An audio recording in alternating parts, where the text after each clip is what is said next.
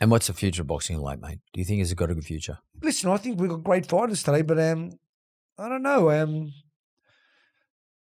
I'd like to see the likes of the Dana Whites and some of the others come into the sport of boxing. I think that Turn around.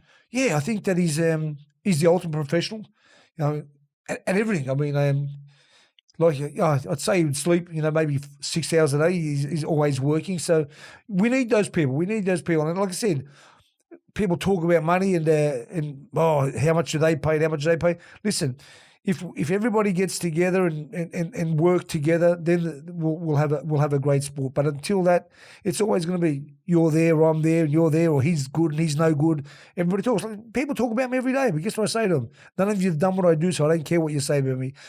People don't like me, Mark, because I tell the truth. For instance, once Michael Zarafa fought, and I love Michael Zarafa too, and I did the commentary, and at the end, the other person once I said I thought he won.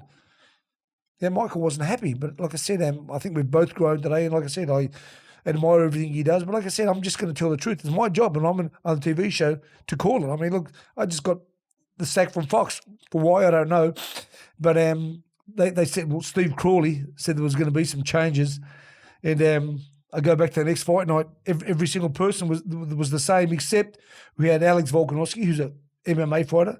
We had Jonathan Browns, who's a AFL player. What do they know about boxing? Volt?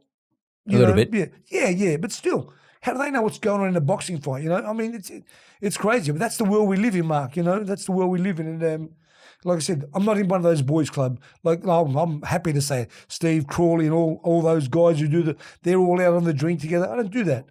I've got a job to do. I go and do the job the best I can, and then I go home. I don't need to go out and drink with everybody or to lick backsides to keep my job. I told Steve Crawley when he first said to me he's going to make changes, I said, if that's your opinion and you're going to make changes and it's better for the sport, I'll take everything you're saying on board, and I'm happy to step aside of it. The next week I went there and I seen it was worse. And now they've got people doing the commentary who have had three professional fights and stuff. It's a joke. I mean, Steve Crawley's a joke, Fox is a joke, and it's a joke. So, and have you always, Jeff, you've always been, stand out on your own. You're not anybody's patsy, ever.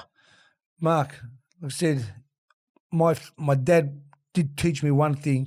He said, if I go out with you, Mark, I'm going home with you. If something happens to you, Mark, I don't care if I was 25-time world champion. I don't care if it's going to cost me $200 million. Nobody's touching you while I'm beside you, brother. They're going to touch me before they touch you. And I'll never change that. And I'll tell you something else, because people know on Instagram and on Facebook when these dumb, tough guys on their computers say things, I give them back more than they can ever give anybody. You said, yeah, of course I'm going to say, well, then you should have said the first shit in the first place. I wouldn't have had to reply to you.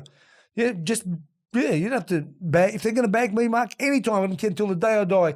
If I'm walking down the street, I'm 100 years old and somebody says something, I'm going to punch him in the face if I'm capable of it. Good on you, I love it. Yeah.